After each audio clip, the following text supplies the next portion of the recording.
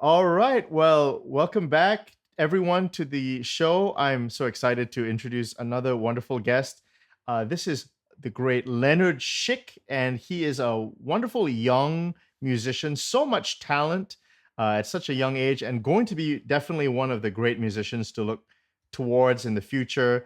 But really, so much talent, and I'm looking for these sorts of people. I'm always because I become a better musician when I talk to great musicians, and I learn a lot, and that kind of knowledge I really want to share that with the audience, great musicians, because I think the circle that you surround yourself with, and also that's a theme of what we're going to talk about, and Bach and his circle, and who he also learned from, and Bach is not just an isolated person; he drew from many things. But to take it back to Leonard, I mean, Leonard, welcome to the show. It's really a thrill for me to talk to you. Hello, Nicolas. Thanks for the invitation. The pleasure is all mine. And like I said earlier in the introduction, you'll really, I think people who are aware of you know that you are a talented improviser Uh, and a talented musician. I mean, really, how rare is that to find? And I think I definitely am interested in talking to talented musicians. And so maybe why don't we just start right at the beginning? Can you give me a little bit of your background? When did you get started in music? What age? What was your first instrument, and so on? so actually, my parents are musicians. My father is a double bass player. My mother a pianist, professional musicians, classical music, but uh, not early music and not improvisation. Um, Actually, I've always been interested somehow in Baroque music, but uh, how to say, my first interest was to play the violin, and I took violin lessons. And besides that, I tried already to discover things at the keyboard. To How old were uh, you? What age was When I this? was 8, 8. Okay. Okay. yeah. So I was not. I mean, for getting interested in Baroque music, it's already early, but it's not like 4 years old Right, kids right. start music. Um, yes, actually, I was quite quickly interested into the keyboard pieces by Bach, and I At tried 8, to, so at 8 years old, you were interested in Bach? maybe at 9 or 10, but quite Great. soon after starting to take violin lessons, and at the same time I also tried to start to compose, but it was more like experimenting. It was Mm. not really following some ideas, but it was very soon going into that direction of early music. And um, actually I wanted also to really to play the music, the keyboard music by Bach. And for me it was obvious that it should be on the harpsichord, because it was the instrument Mm. people had in the time. And when I was 12, I started to take harpsichord lessons. At that time I was already composing quite a lot in early styles. Wait, I gotta ask, are you Swiss or German? What is your background? I'm Swiss, Okay. and my parents are German, so I have a bit two backgrounds. Yes, Okay. yeah. And So now, everything took go ahead. place in Switzerland. Yeah. So yes, improvising was a part for me to uh, discover the composing techniques, but actually it has not been a long time since I really consider myself also as an improviser. I would, for many years I would have avoided to improvise in front of people, because um, I I was totally aware that my improvisation level was not, first of all, not as good as my playing level of repertoire, and it was also not the goal I had. But then in Schola, we have a very great improvising surrounding. And of course, after composing a lot in early styles, playing basso continuo and all that stuff, the step of doing it on a better level was already small, relatively small. So I tried, but to do that, but it came quite late. It came during my studies in Schola in Basel. So is it fair to say that your strength before that was playing repertoire? Yes. Okay. Okay. Now, what is it about Switzerland? I mean, I have such respect for the Schola Cantorum in Switzerland. I mean, amazing. I mean, they churning out. I mean, there must be the right culture at that school because they are all the people who come out are creative. They're improvisers. They're composers. They are like not the usual modern classical musician. There's something different about musicians who come out of that Swiss institution. Is that a Swiss thing, or is that just because of the Schola itself, the way it was, the culture there? I would say it's because of Schola more than of Switzerland.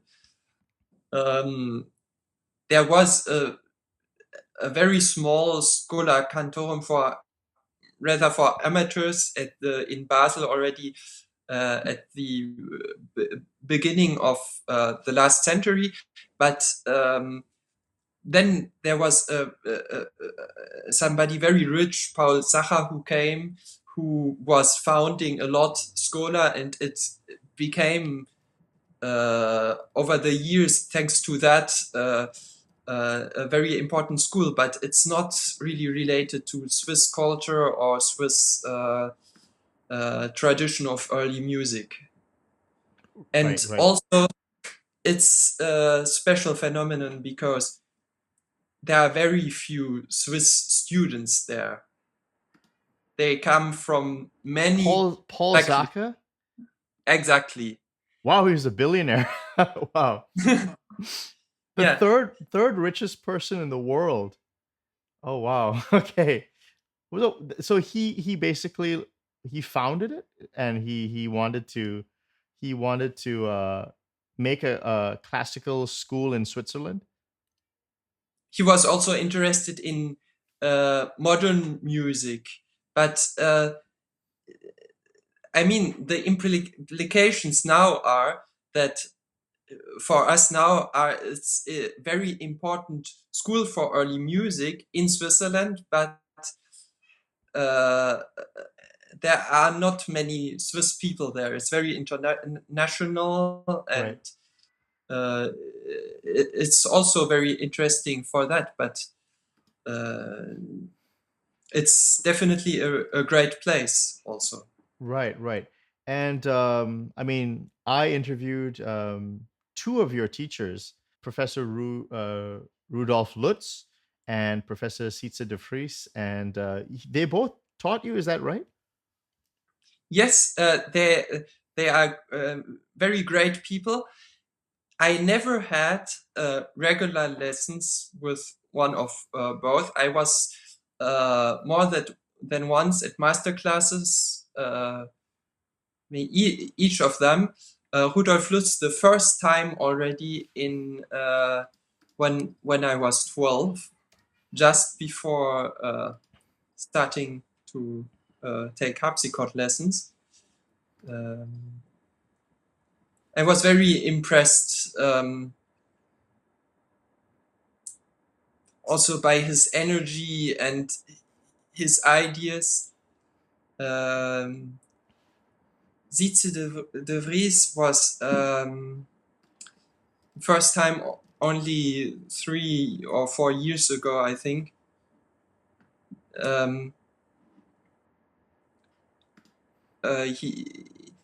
It was very interesting because he really developed a kind of very systematic way of teaching improvisation, and this was very fascinating because I was very much in the process of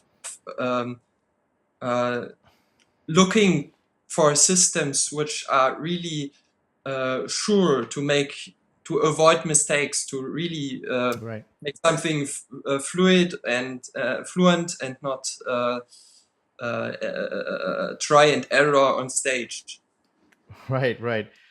Well, can I actually go a step back? Now, this is improvisation. Did you have to learn basso continuo first before you was that something, or I mean, thoroughbass or general bass? Is that something you worked Yeah, on first before improvisation, or is it at the same time? somehow it has been everything at the same time, because when I started to take harpsichord lessons, I was already trying to compose, but the basso continuo was really giving me the first real technical rules and principles, more for composition, because I was still not improvising really fluently. But this helped definitely a lot, and is a strong part of my improvisation background. Right, right. Now, it's interesting because most students, when they are become undergraduates at a conservatory, they don't actually basso continuo or figured bass. That's something that's kind of a specialty thing, right? It's for early Yes. music. It's for they think most people. Well, there's two things. One they think it's only for Baroque ensemble playing and it's only accompaniment. And then the other thing is they consider it as a blend of Roman numeral analysis and figured bass. That's the way I think in America, at least in North America, I believe Yes, most people look at figured bass. But you're looking at something a little bit more closer to the way they practiced actually in that period, right? A little bit more. absolutely. Yeah. So do you want to talk about that? Did you ever learn the other way, the more mainstream way, or did you go straight into this, the way that Bach might have used figured bass? Actually, I was in a very special situation, because um, when I when somebody explained me the Roman numerals for the first time, really in a precise way, because before I was only uh, hearing sometimes something about it, but it was not that precise, so I didn't understand the principle. But when I really learned the principle, I was so used to basso continuo that um, it just felt too strange and too uncommon to me to be more interested in that. On top of that, the music I do are from the time before, so I had no Mm, reason to be more interested in it. right, So right. somehow I think you are right.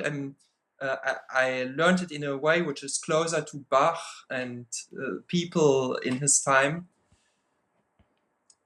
It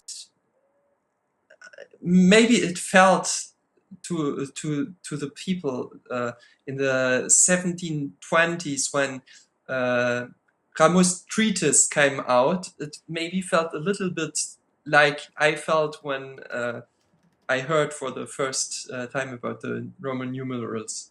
Right, right. uh, okay, so then, so the theory. So was that what particular treatise did you have? Like, I know there's the Germans and then the Italians and even the French. They have different traditions. Did you use, I don't know, Heineken, Neat, or what sort of basis of does the Schola use? I'm sure I've asked this before, but to another guest. But what kind of is it? Is it kind of a blend of different theorists? It is. There is a book which was made by Jesper Christensen, who was also my first professor in Schola, by the way, which my harpsichord teacher used in Lausanne, in Switzerland, when I was a teenager. It's a book which starts with the book by Dandrieu, so it's a French treatise, Hmm. but it's a very a good treatise to begin because it's very systematic. Mm. And it gets slowly, step by step, more complex, but it's really, really systematic and really great for this. And then this book by Jesper Christensen, it builds up on this treatise, and then it shows other possibilities of doing in the other schools. I mainly learned with this. So this is Jesper Christensen, is that right? Christensen, yeah, Okay. Is he Danish? yes, Oh, okay. So this might be his Wikipedia page. Correct me if I'm wrong. I think so. yes. Okay, great. Uh, a music researcher in basso continuo. So his book, I mean, is it on? Is it in German? Is it available for any English speaking people, or is it just a text that's particular for that school? Can anybody buy it? I'm very curious to look at it. Yes, anybody can buy it. It exists in French for sure, in English probably as well, because if there is a French translation, there must be an English one. Ah, okay. So it's is this it? 18th century. I think I've seen this before. 18th century. This, yes. Ah, Yeah. okay.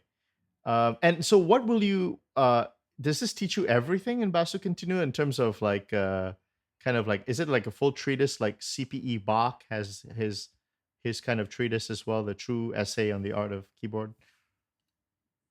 Not totally, because it's actually more focused on 18th century. So all the very early stuff is not there. Of course, Okay. it's not complete to be a professional harpsichordist playing continuo for every kind of style, but it's definitely a good way to start, because there are examples. There are examples of all important treatises of this time. Okay. Is the Germans, so is there, do you see the figures? There's always figures on the bass. Is it ever unfigured, or is it always with the figures? It's sometimes unfigured, and it starts very early on, because Dandrieu gives each example in 3 variants. There's a first one, which is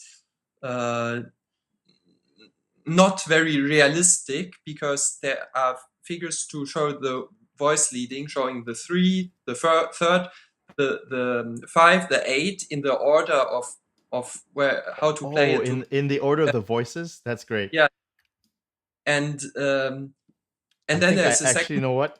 It might be this, right? Something Yeah, like this. exactly. Okay. The second example. This is good for. So you're saying this is great for Yeah. beginners, right? Because it gives you the Yes. actual voices, the hand position, because it's not just the figures in the prime position. It's like it will tell you how to order it. Oh, that's very nice. Yeah. The second is, as you would find it if the score is well figured.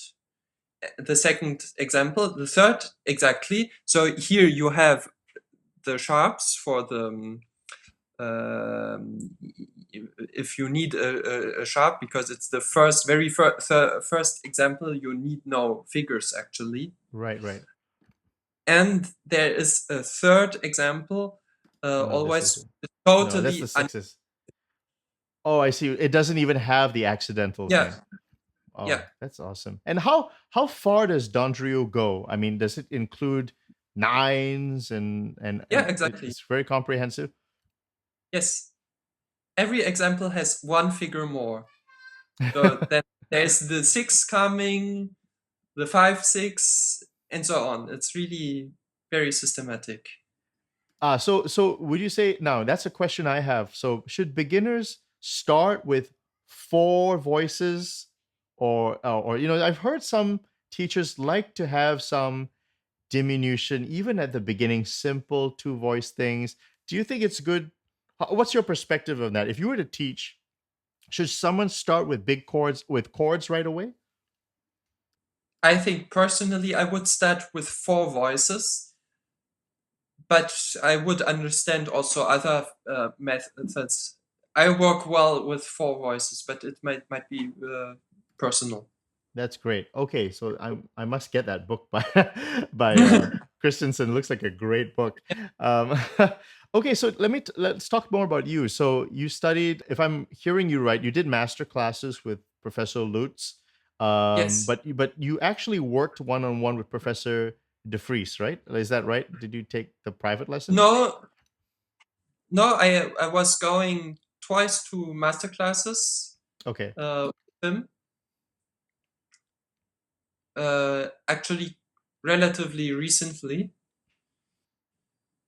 and this was really interesting because he was showing a method which was as systematic as the book by Dandrieu, going step by step, um, making things more and more difficult by adding always one little thing.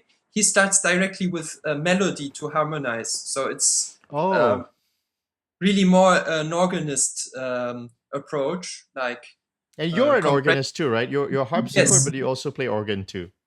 yes. Okay. Actually, I started my organ studies quite late, Okay. so that's why I always mentioned only the harpsichord. I learned to play the organ while I was already studying at Schola. That's also why one reason why probably I was never at a masterclass with Sietze de Vries before. Mm, And great. the surrounding for improvisation at Schola is really great because there are many teachers and many ideas. But what was really special with Sietze de Vries is to go really step by step, which I've never seen like that before. This was really a great discovery. One thing he told me was that if for him it was usually the case if somebody was good at improvisation, they usually started young. He said that to me, and and or they picked it up and they were doing it for a long time. Do you find that's the case? Improvisation needs time. You really need time to get better in it. You just it's a period of time. It's hard. Maybe it's hard. It's easy to start it, but it takes time to really get good at it. Absolutely, it takes a lot of time to be really good in every sense of the word. There is, for instance, the aspect of getting good ideas, but it should be also so fluent. One has to keep concentrated. Hmm. Good keyboard technique. I mean, there are so many aspects. I think it needs a lot of time. Often, I'm quite happy if I show something to somebody, some improvisation technique. People understand quite often techniques quite fast, but then to come from this first step of understanding to a situation where one can really make a piece on the spot, it takes a lot of time. Takes a lot of time. How like this might be a simple question, but how much time would you dedicate to practicing improvisation a day? How much, like, you also have to practice repertoire, I believe, right? But also, like, Absolutely. how do you split it up? It's a quite difficult question because it depends really on, for instance, what the next concert is about. But I think I I take more or less 1/4 to 1/3 of my practicing time for improvisation. I would say, Oh, which depends very much on the program, what it means. oh, that's awesome. Now we should talk a little bit about what maybe we can try something. You have your instrument there, right? Yes. Now I know here's the thing: you can go with 0 to 60. You can improvise fugues, which is already very high level. Now I was wondering, maybe before fugues, a few steps before that, can you elaborate what you meant by like progressive steps of improvisation? Maybe what's like the simplest thing somebody should learn if they were going to start improvising, and let's say eventually the final end is a fugue, but like before all of that, like what should they do to start to lay the ground for this? If the goal is, or if one goal from the beginning on is to make fugues, I would start really with exercises which really prepare the fugue. For instance, one thing which is very easy on the paper, but actually difficult to do if one never did it, is if you have an invertible counterpoint, which is already written, to just invert it, which means the left hand plays the right, and this needs just some time to understand. So I would, for instance, I developed a kind of a fugue theme, which one could even use as a total beginner, with a kind of double counterpoint to it, and this could be already a first step of a fugue. For instance, if the theme is one easy counterpoint to this could be, and this is already great because you have a suspension, you have a seventh which is resolved to a sixth. One even doesn't necessarily need to explain everything of that to a student at this point. One could, but maybe it's also just nice to try and to experience that. And then one would need, I have now these voices in this constellation, so the theme which I presented, with a voice added on top of that. And now I could ask, could you play the theme in the upper voice? So it is,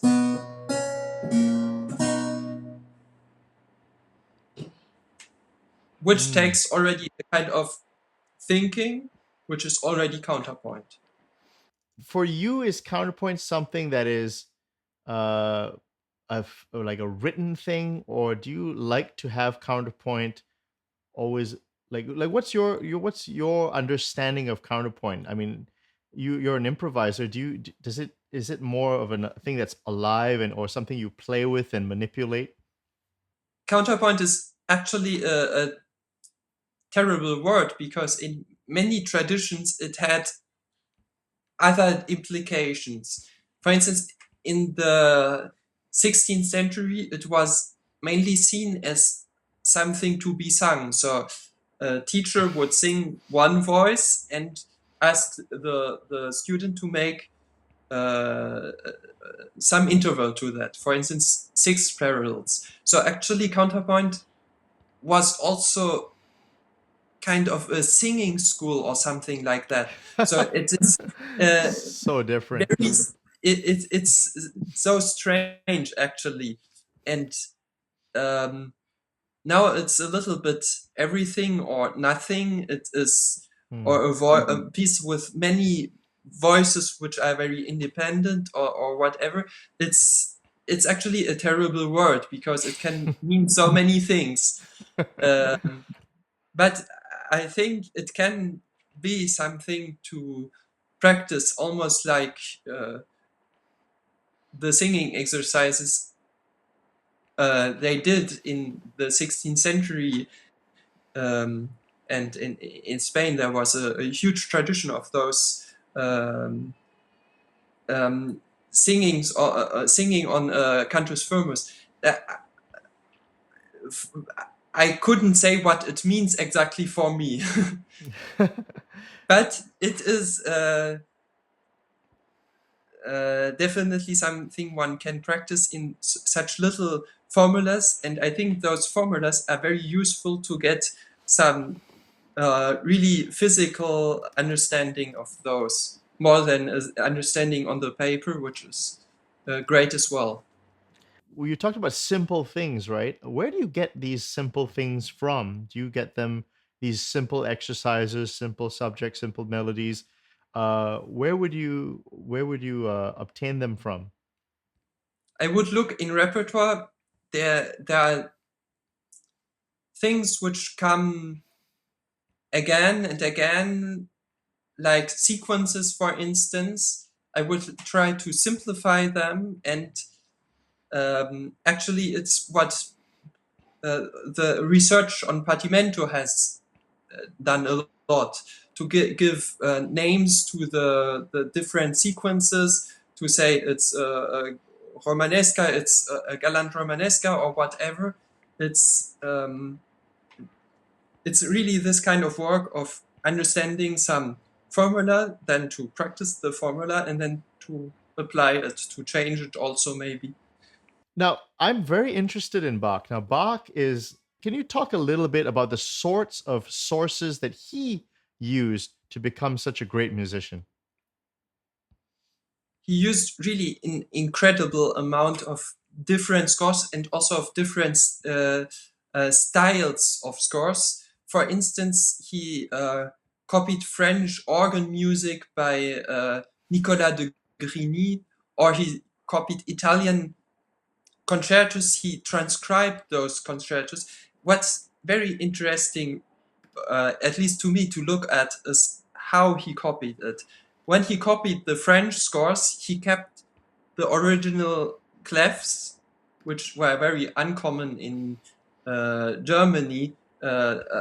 F clef on the third line, for instance. So it was almost like making a urtext edition, which is very, very great for us early musicians today to see that such an approach was possible back then.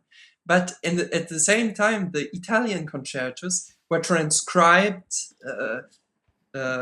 in a quite drastic way. He took violin concertos and turned them to organ solo pieces or harpsichord solo pieces. So it's very interesting what he did. And wait, hold on a second. You mentioned a name. Just sorry to interrupt, but there was a Nicolas de Grigny. de Grigny, yes. De Grigny. Who was this? I've never heard the name before. Could you just quickly talk about him? Was he a significant composer? Tell me about his music and his life a little bit.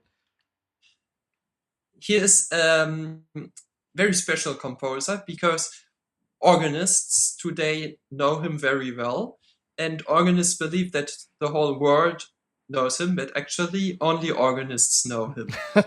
And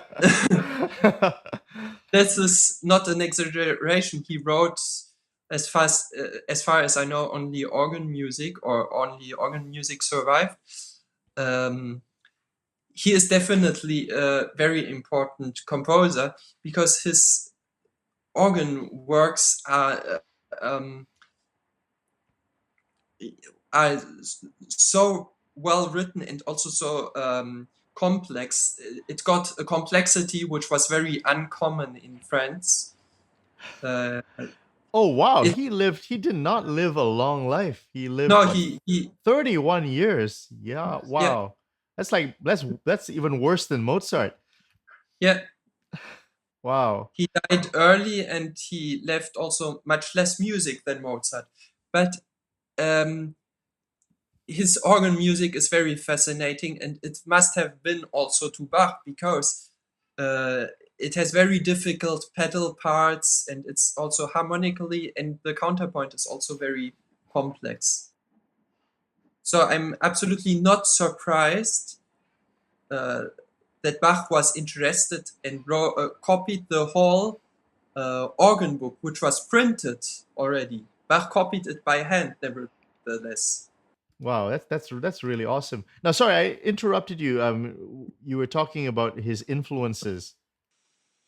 Yes, Bach's influences are very interesting because in Germany in this time, there was a lot of French music and Italian music. When Bach was young, the Vivaldi concerti just had arrived in Germany, and this created a real big revolution because solo concerti didn't really exist before, and now it was the thing to do. And just before, French style with music from the generation of Nicolas de Grigny had been very important also in Germany. So there were a lot of influences, and at the same time there were those German organists like Buxtehude or Böhm or many others who were just making counterpoint, improvising on the organ, which was maybe the German thing. So it was a lot going on there, and a lot of possible influences to take for Bach, many more than he would have had if he would have been in another country in this time. That's really fascinating. Now, Yeah. there are a few names like Nicolaus Bruhns. Did I say that right? Yeah, Now that who is that? he is another typical organ composer because he is mainly known to organists. Today, a little bit like de Grigny, he died very young. He wrote very fascinating organ music. When I listened to it first, I was surprised because it's 17th century music, but there are many diminished chords, and at the same time, it's also a lot of counterpoint. It's really reminding a bit of Bach, but it can't because it's before. So it's also very, very Wow, fascinating. I've never heard of these names. Wow, there's Yeah, so many great musicians yeah, that preceded Bach. And again, look at this: 1665 to 1697. He didn't live very long too, and he was no, one of the most prominent organists and composers of his generation. Wow, that's incredible. So wait, what? Okay, I got to ask you, what's the difference between this northern school and the southern school in terms of like keyboard works? it's a very fascinating difference because in northern Germany, they were building those huge organs with up to 4 manuals and a huge pedal board with many stops in the pedal. So organists could really play pedal solos just with their feet, and it will fill the whole church. At the same time, in um, southern Germany, they didn't have similar organs. They had, for instance, smaller pedal boards. They had a very different approach to the stops because the northern organs were very colorful and the southern ones had more stops at the same pitch, 8-foot stops, which were more like having smaller differences but more subtle. So it was really a completely other understanding of the instrument and of the music, of course. Um, at the same time, the influence of um, toccatas like still from the time of Frescobaldi with these parts which alternate with different characters was very much present in the whole 17th century. So, for instance, a prelude of Buxtehude would have a very similar form to have alternating parts with very different characters and sometimes going from one into the other. At the same time, in the southern German school, similar things were taken also from those very old Italian things. But it's very interesting to see which parts of Frescobaldi was abandoned at some time, maybe in the north, but not in the south, or the opposite. So it was really coming from the same ideas, but going different ways. Right. Who are your favorite composers from the 17th century? In terms of, I guess maybe for keyboard works. It's a very good question. I really like the keyboard works of Buxtehude. And I also like a lot the more southern organ style with Georg Muffat. So actually, these are very different kinds of music, but I'm more into the northern German style. It's also interesting to see that Bach was actually part of a central German style, which was a little bit having aspects of both. Yeah, For instance, so is he claimed by north or south, or you're saying he's actually of his own kind of central style? Yeah, the central German style was also very interesting because it was where was he? Lather. Was he Leipzig? Is that right? Where he Yes, lived? the I gotta it's see the this on the place. map. He was born in Eisenach, and Okay. he died in Leipzig. And this central German style was a bit in between, because at the same time they were Lutheran and not Catholic, so they were oriented more to the north. But Okay. uh, Leipzig. yes, there were incredible links also to the south, because people like Pachelbel moved a little bit. He was living sometime in Erfurt, which is also in central Germany, but he was also active in the south. Oh, So Erfurt. Okay. yeah, exactly. So there were incredible links also to the south, and at the same time, the organs were a little bit in between as well. They had some northern characteristics, but at the same time, they had smaller pedal boards like in the south. So it was really a bit, with less stops, so the pedals would make a less impressive effect if you play an organ solo, for instance. So it's really a bit a situation in between. Now, where And did I heard some story where he walked for like just he walked all the way to see Buxtehude. Is that right? Did I get the right person? And where did he go? it's actually it's probably a legend, because it's Forkel in the first Bach Oh, biography, which was written in, I think, 1802, who claims that he had contact with C.P. Bach and Wilhelm Friedemann Bach, but we don't know exactly where he takes that from. It's a bit difficult, because we don't know who told him that. okay. But let's say it was Yeah. true. What town did he walk to? And so he was from Leipzig, and he walked to another town. No, he was not in Leipzig at this time. He ended in Leipzig much later in his career. He was in Arnstadt, Okay, where is that? which is uh, which is close to Erfurt, I think. Arnstadt. Oops. Ah, Wait, let me zoom out again. yeah, yeah.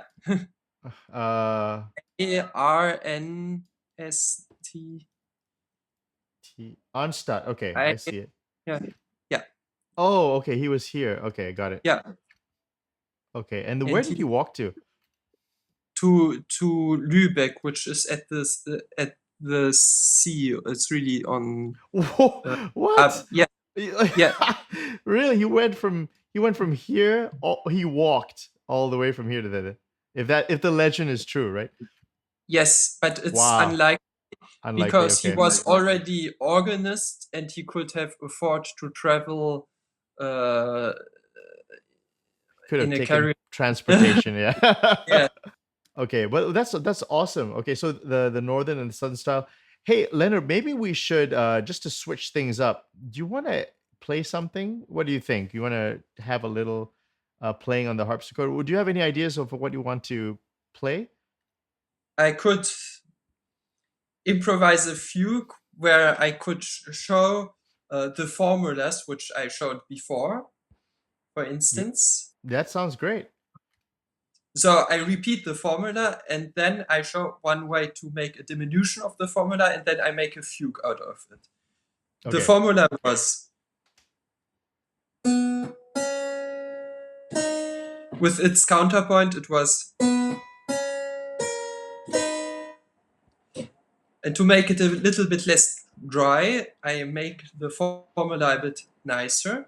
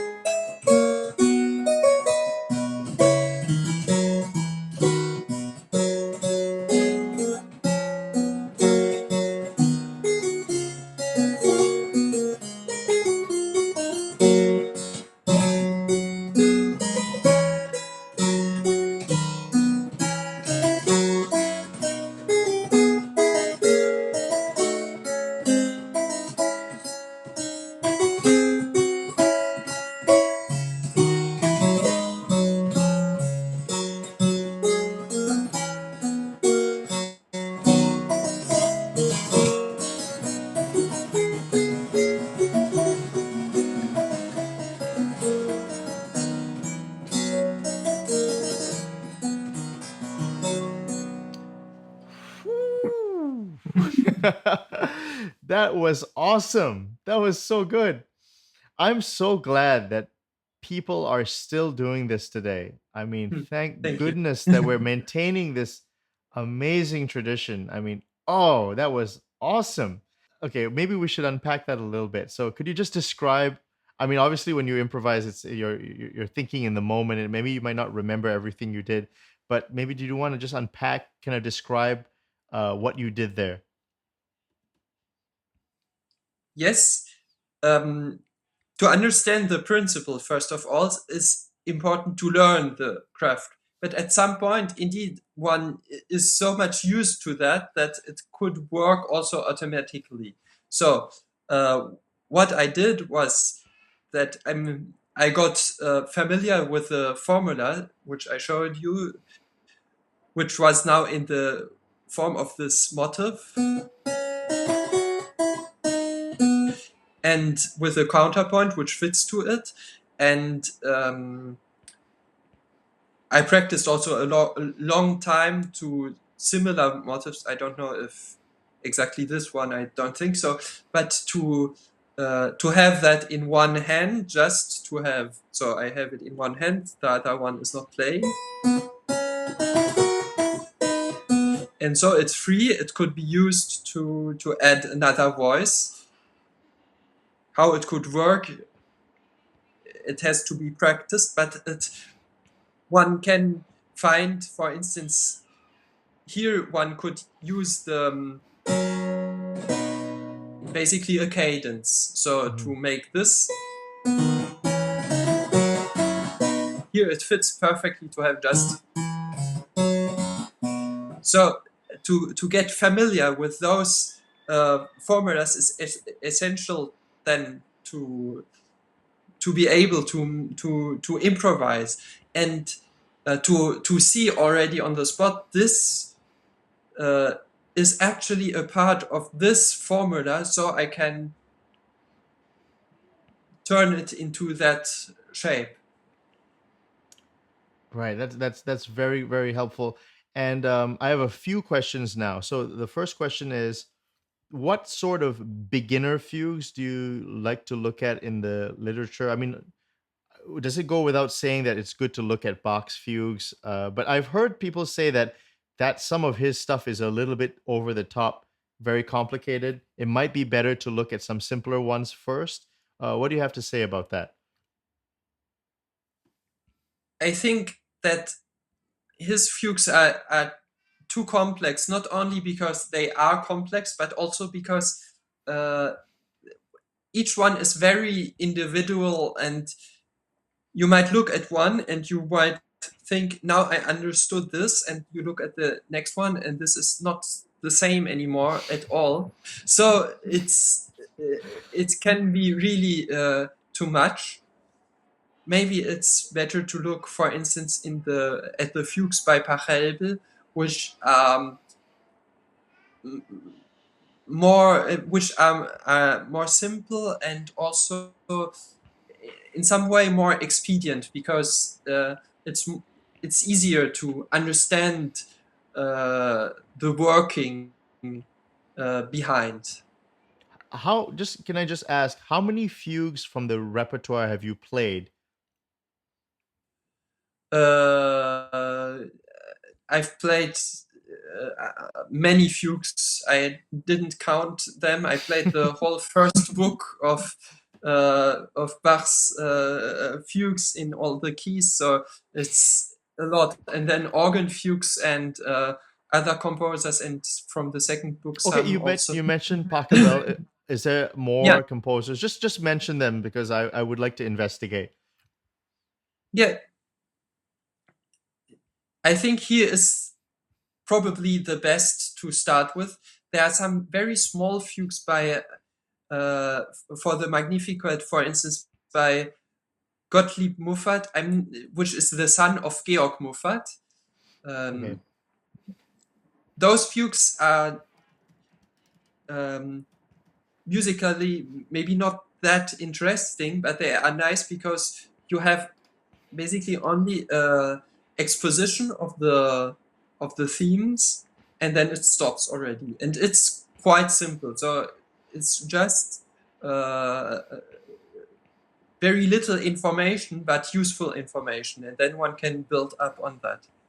Then the Northern German organ fugues tend to be more complex, but one can also look at them. There is, for instance, in the G minor prelude and fugue and postlude by Georg Böhm, there is a very nice fugue in the middle, which is useful because it's based on standard motifs. Those by the organ fugues by Buxtehude and Bruhns are maybe a bit more complex already. Maybe nice is a further step to look at.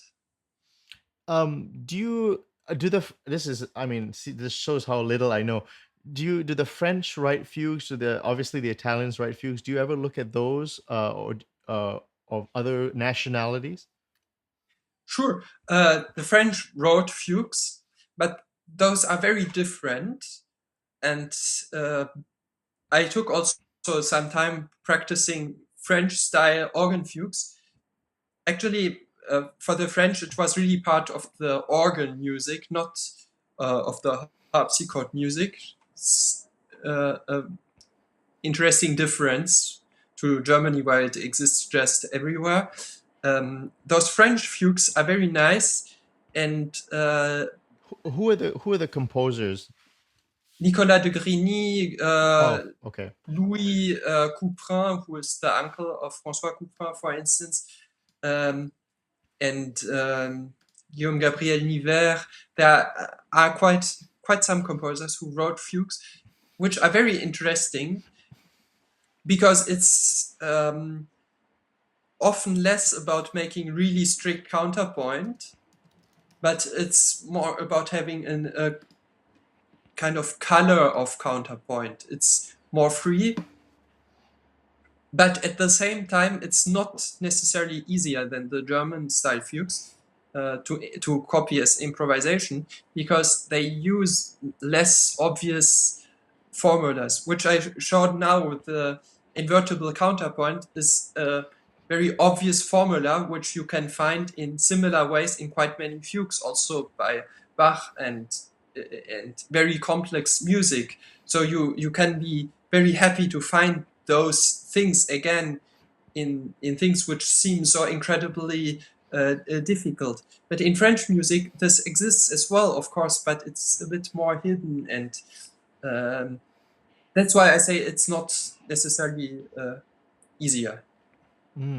Okay, I know this person from history a little bit, and Louis Marchand, is that right? Ah, yes. So now, okay, so they say that, I mean, historically, that he ran away from a contest from Bach. I mean, that's legendary, maybe. I think that's probably legendary. But I mean, still, people then say, "Oh, he's terrible because Bach is so awesome." But have you played his works? Can you assess him as a composer? Clearly, Bach knew his works, right? Yes. Actually, it's not impossible that it took place. I was quite surprised, but there are more than one report of that.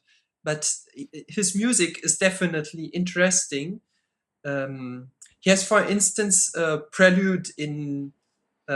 He has published a big suite for harpsichord with at the beginning a prelude in D minor, which has an incredible beginning. So he starts with. So he starts with the C sharp to go up a scale to C natural, and then it's to have this actually, but it's an incredible surprise, and he is the guy who had this idea, so it's really nice. He wrote really nice keyboard music, and this kind of false relations, like here the actually diminished octave, which is not directly at the same time, of course, but you clearly hear it. So it's really interesting music, and it's quite sad that he is only remembered in comparison to Bach, which is also unfair because his music is very different to Bach's. Right. I mean, that's like Salieri and Mozart, and Yeah, sure. but so no, we can fix that. So this guy was awesome, and I think people should check Yeah. out his music, right? But probably, I mean, usually if there's stories like that, there's usually like gossip that he was probably might quite have been a character, so he might have been kind of a difficult character to deal with. So maybe people don't like that, and then they make nasty stories. But I guess he was a very skilled. I guess you cannot deny that he was quite a skillful person then, right, on the keyboard. So that's definitely worth checking out his music. Okay, there's a big topic that I do want to talk about, and that is tuning and temperaments. I love to ask harpsichordists and early music experts on this. So I just every time that comes about, there's always like equal temperament. But but I know that. Can you explain to me like some of the tunings that are used, and is that something you were very familiar with? Like, are you so used to using interesting temperaments? Because I know it's not uniform. Even at that time, people use different temperaments, right? And different tunings. So, can you maybe unpack your perspective on temperaments and tuning? So actually, the whole development, which took time in Bach's time, can be summed up very fast. There was mean tone, where some chosen thirds were totally pure, and others are impossible to use.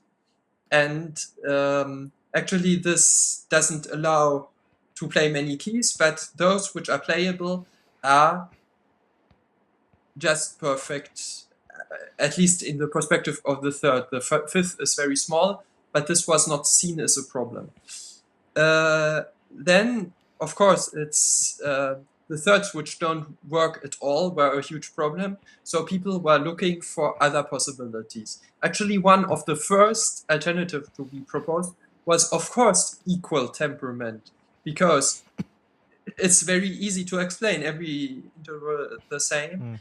It would solve all the problems, but people didn't necessarily like it.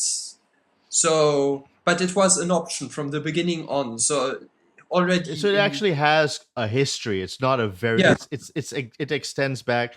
People have used it even a while back then. Yeah, in 16th century it was already described, but it was not the standard. And then temperaments were actually just trying to get away from mean tone to something which comes closer to equal temperament to some degree, which could vary a lot. And in Bach's time, and already in the 17th century, many experiments existed, and actually the perfect thirds and the dissonance, which are very dissonant, for instance, diminished fourth in mean tone, a C sharp is really a C sharp. It's not just the black key, which is between the C and the D, which would be a D flat. So actually, that's what I think. Yeah, I guess it is. There's a different sound to it. There's a unique sound, right? Exactly. The C sharp to the F is supposed to be an ugly interval in mean tone. So actually, a lot of 17th century composers used a lot of augmented chords, which include necessarily a diminished fourth or an augmented fifth somewhere. And those dissonants sound much more expressive in mean tone. Much more striking. So, now, what is your harpsichord tuned to right now? Now it's a kind of unequal temperament, which comes relatively close to equal temperament. So it's not a good place to show to it demonstrate now. Some striking dissonances. You have, unfortunately, I can't now. But could you give some examples? So you mentioned certain intervals. So, like, what keys would people use for some of these to demonstrate some of these interesting kind of dissonances? Actually, there were good notes which were tuned according what one expects to be useful. For instance, a C sharp is more useful than a D flat, so you should tune C sharp. G sharp in 17th century was considered more useful than A flat, so you would tune G sharp. So you should just not use the G sharp as the A flat, because that's a real mistake. Then the dissonances which you create with the keys, which are still right, for instance, the augmented augmented fourth, for instance, those are supposed to be to sound wrong. For instance, if you play a C sharp and a F, it will not be a beautiful third at all. And this is supposed to be like that. Oh. So actually, you could even play in A major if there is never a D sharp, for instance, because it's in the good keys. This is something which got a bit lost with equal temperament. And if the music is older, I'm more aware of it, of course, as if it's later music. Bach also, outside of his 24 Prelude and Fugue, he could write a piece in F minor, which is also already a very far, strange key. So, of course, one has to tune the keyboard in a way which comes closer to equal temperament. And I think that the composition techniques of Bach are in a way that makes already less of a compositional difference. If I play 17th century music, I'm very sad with those more modern temperaments. It has a strong influence on my playing and also on my improvisations. It will also give me naturally the wish to improvise in a more old-fashioned style if the keyboard is perfect mean tone. Right. And I think that's what Professor de Vries said, I think, in our interview. He said something like the instrument gives you ideas, right? Absolutely. And he is totally right. He is playing a lot on original historical organs. I think for an early musician, it's also important to look for the originals, not only playing on copies, because they have a lot to say as well, those original instruments. And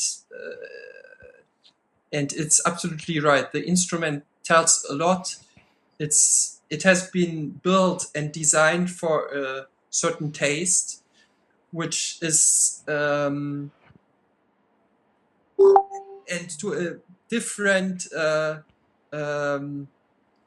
very special tradition, and to get into the style really of the tradition is it's really useful to play on the. That makes a lot of sense. That makes a ton of sense. So basically, if I take a 17th century keyboard piece and I go to my digital keyboard, which is equal temperament, I've kind of lost a lot of the sound, Yeah. and I've lost a lot of the things in translation because they composed with the temperaments in mind. And never mind that it's not even a real instrument. It's like the tuning, the fact that it's equal, just like it's like strips away a lot of the character. Yes. That makes a lot of the expression which is in the music get lost. Right. Other things which you could use to put expression into music will not work if you do it on the historical instrument. For instance, diminished chords sound often very strange on mean-tone temperament. So, and that's maybe a reason why in 17th century there are quite few diminished chords if you compare it to the next generations. Right. That makes a ton of sense. Now, this is okay, obviously this is blasphemy, but if I said to an early musician, what if I had an electronic keyboard that with a press of a button gives you a different temperament sampled, would that be heresy, or would that is that like you wouldn't rather not do that? I would say it would even solve all the problems of temperaments, but I would still be very unhappy because all those instruments have so many more characteristics than the temperament. The sound, for instance, some harpsichords have a sound which is very long and disappearing more slowly. Some are more crispy and disappearing fast, for instance. And this, you could imitate it with an electronic keyboard, which makes everything you want by pressing the button.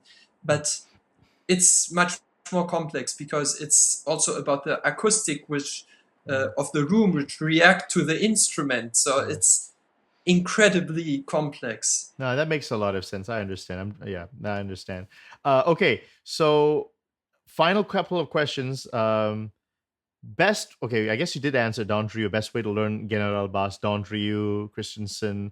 Best way to learn counterpoint, like really getting good at written counterpoint for compositions, for written counterpoint. What is a good way to develop that? I don't have really a book to propose for that, but I would make a huge difference about if you want to write music or understand compositions or if you want to improvise. If it's about understanding music, I would come much earlier already with rules which explain things and then showing exact exceptions. If it's about improvisation, I would rather have an approach of showing, now do exactly this as I show it, and then here you have another variant, and then maybe at some point you can already play a piece, but you have for every possibility only one variant, so it's not a real improvisation. And then I would start to say, look here, you had this variant, but you could also have done that. And then it comes already a bit into the direction of improvisation. But the approach is much less based on rules, but more on figures which are learned step by step. It's like I would teach improvisation more like a language. Maybe you learn already the first sentence in the language without knowing any rule, but just repeating what somebody says. But at some point, of course, you need the rules to get further. Right. Okay, that's a good distinction. Now, second question, how does knowing how to improvise affect your interpretation? Now, in the classical world, you're quite a rarity, and even the people at the Schola Cantorum, they're rare. I mean, let's be honest. I mean, if you take all of the classical music world, I mean, there's very few improvisers. So how does it change the way you look at repertoire and how you perform at a concert? It's changed a lot because a very controlled improvisation is already, the musical intention is already part of the improvisation.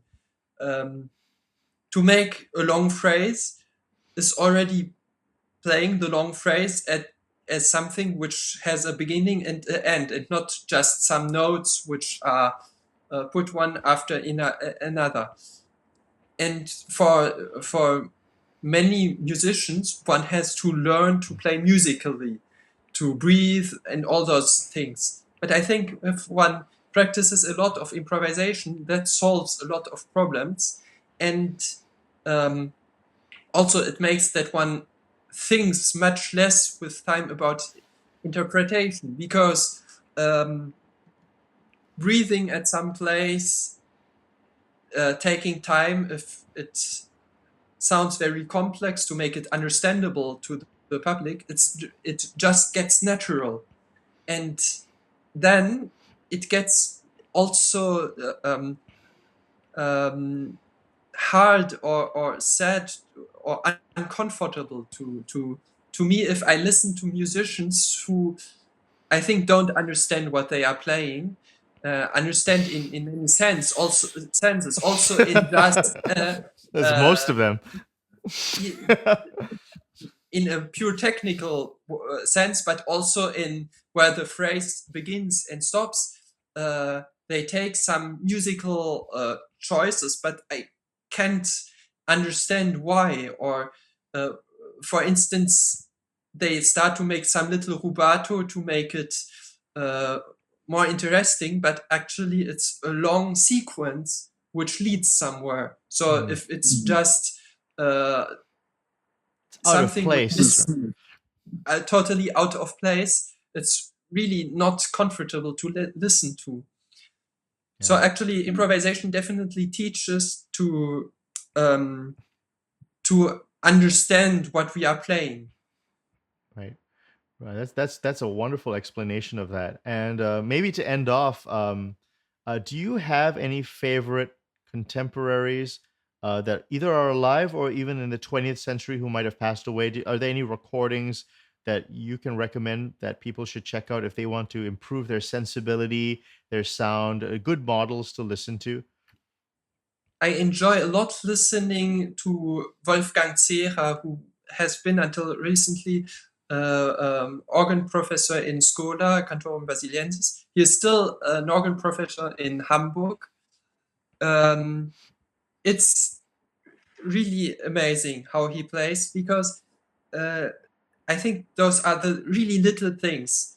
For instance, when a sequence starts, he takes a bit of time, but not too much to make it not cheap, but just to show now we are going there, and then we understand it's going on. So he doesn't make too much because it's obvious what comes next. So it's really out of the music. It's not something very strange he adds, and he is really also interested in the meaning of the motifs, especially in organ music. If it's a symbol of something or if it's a choral melody. So everything is just put there in a very nice way, and I think it's really worth trying to do the same, because actually it's what I imagine is the also greatest part of improvisation, but of repertoire as well. Is the results should be like talking, like natural talking, like explaining. I'm trying to see if there's a video of him playing. I think so. I think there's There one are here. there are many. Many on YouTube. Okay, I think I found one. So that's one of. Does he speak English? I hope he speaks English. Yes. Oh, good. I'd love to talk to him. That sounds awesome. Wow, that's really cool. Well, I mean, Leonard, I mean, it's been such a joy to speak to you today, and yeah, I feel It has been a pumped pleasure up. to me as well. I feel pumped up to practice. I feel Very like good. I need to practice now. Wow, that's pumped me up. Practicing. It's a great, yeah, I feel fired up. Now, obviously, people are going to want to go to your website. Maybe they might want to take lessons with you. First of all, please go to Leonard Schick's website here, and please go to his YouTube channel here. Really, I mean, come on, that was amazing what we heard earlier. Really fantastic. And Leonard, do you want to mention any projects or concerts you have in the rest of the year, or maybe next year? Any like kind of big things you're working on? Can you clue us in on any like projects you have planned? What's do you have planned for yourself in terms of your next steps? I have some concerts planned. I am also about to put some more on my website. The dates are not totally fixed, but it's worth it to check it, because some will come very soon. I think there are 3 now which are on the website.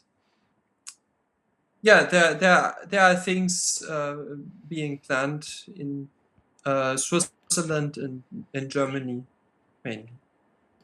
Wonderful. I was so blown away by you playing. Would you be able to play maybe one more thing? Anything you want. Anything you want. Okay, so I will make another fugue, maybe on a little bit longer theme.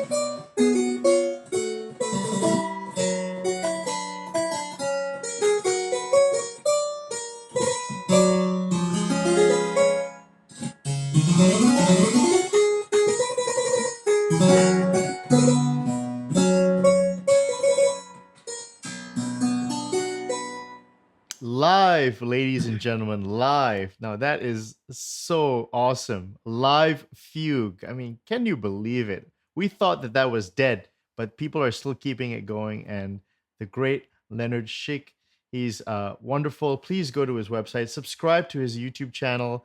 And Leonard, thank you so much for being on the program. It really was a pleasure to have Thank you. And you. I really hope to have you on again. And because it With was great really pleasure.